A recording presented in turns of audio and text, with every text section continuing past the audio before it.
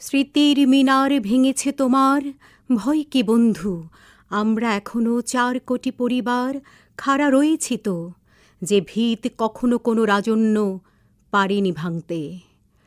প্রথম শহীদ মিনার ভাঙার প্রতিবাদে প্রথম কবিতা লিখেছিলেন ঢাকা বিশ্ববিদ্যালয়ের বাংলা বিভাগের 2য় বর্ষের প্রখর মেধাবী ছাত্র আলাউদ্দিন আল আজাদ। সেই ছেলের হাতেই পরবর্তীতে কি জন্ম হয়নি! গল্প, কবিতা, নাটক, উপন্যাস থেকে শুরু করে প্রবন্ধ, শিশু সাহিত্য, সাহিত্য গবেষণা, সাহিত্য সমালোচনা থেকে অজস্র বিষয়বস্তু। যিনি হয়ে উঠলেন এই বাংলার প্রথম সব্যসাচী সাহিত্যিক। আজকে আমরা আলোচনা করব কিংবদন্তি কথাসাহিত্যিক, কবি ও শিক্ষাবিদ আলাউদ্দিন আল আজাদ সম্পর্কে। আলাউদ্দিন আল আজাদ একজন শানিত ভাষার লেখক। 50-এর দশকের কবি আলাউদ্দিন আল আজাদ পরিচিত সৃষ্টিশীল ও সব্যসাচী লেখক হিসেবে। আলাউদ্দিন আল আজাদ 1932 সালের 6 মে নরসিংদী জেলার রায়পুর উপজেলার রামনগর গ্রামে জন্মগ্রহণ করেন। তার পিতা গাজী আব্দুস সোবহান এবং মাতার নাম মোসাম্মত আমেনা খাতুন। মাত্র 1 বছর বয়সেই মাকে হারিয়েছিলেন আলাউদ্দিন আল আজাদ, আর 5ম শ্রেণীতে বাবাকেও। তার স্ত্রীর নাম ছিল অধ্যাপিকা জামিলা আজাদ। আলাউদ্দিন আল আজাদ নারায়ণপুর শরাফত উল্লাহ উচ্চ বিদ্যালয় থেকে প্রবেশিকা, ঢাকা ইন্টারমিডিয়েট কলেজ বর্তমান ঢাকা কলেজ থেকে উচ্চ মাধ্যমিক, ঢাকা বিশ্ববিদ্যালয় থেকে বাংলা ভাষা ও সাহিত্যে স্নাতক ও স্নাতকোত্তর এবং লন্ডন বিশ্ববিদ্যালয় থেকে ঈশ্বরচন্দ্র গুপ্তের জীবন ও কবিতা বিষয়ে গবেষণা করে পিএইচডি ডিগ্রি লাভ করেন। পরে তিনি অর্গান বিশ্ববিদ্যালয় থেকে তুলনামূলক সাহিত্যে উচ্চ প্রশিক্ষণ গ্রহণ করেন। অধ্যয়ন শেষে সরকারি কলেজের অধ্যাপনার পেশায় যুক্ত হন। একে একে তিনি নারায়ণগঞ্জের তোলারাম কলেজ, ঢাকার জগন্নাথ কলেজ বর্তমান জগন্নাথ বিশ্ববিদ্যালয়, সিলেটের এমসি কলেজ, চট্টগ্রাম সরকারি কলেজ এবং ঢাকা কলেজের অধ্যাপনা করেন।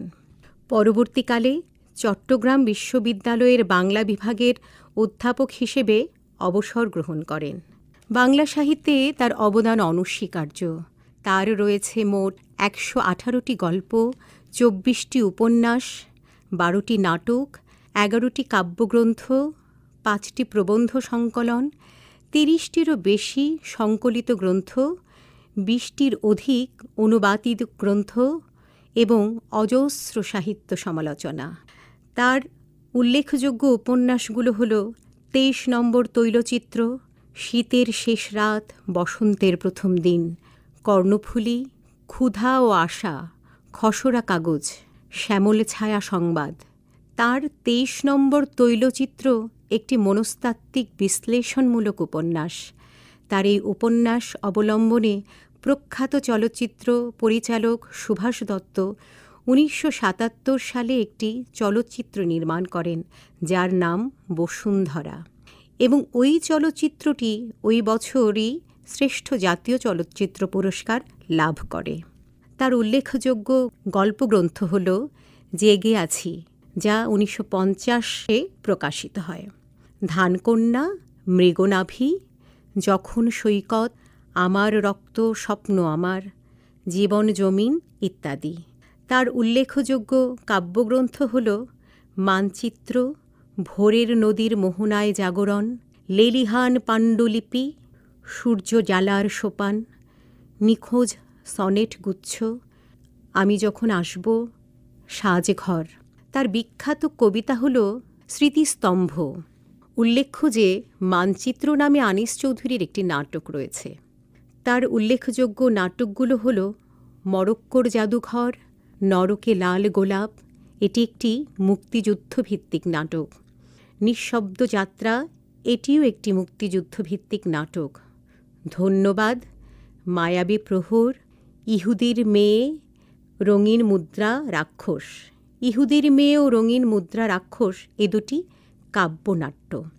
তার বিশেষ উল্লেখযোগ্য রচনাবলী হল শিল্পের সাধনা, তার স্বাধীনতা যুদ্ধের ওপর লেখা বই হল ফেরারি ডায়েরি। আলাউদ্দিন আল আজাদ তার কৃতিত্বের জন্য বেশ কিছু সম্মাননায় ভূষিত হয়েছেন। তার মধ্যে বাংলা একাডেমি পুরস্কার ১৯৬৪ সালে, জাতীয় চলচ্চিত্র পুরস্কার ১৯৭৭ সালে, ২১শে পদক ১৯৮৬ সালে ইত্যাদি উল্লেখযোগ্য। ২০০৯ সালের ৩রা জুলাই শুক্রবার রাতে ঢাকার উত্তরার নিজ বাসভবন রত্নদ্বীপে তিনি বার্ধক্যজনিত কারণে মৃত্যুবরণ করেন।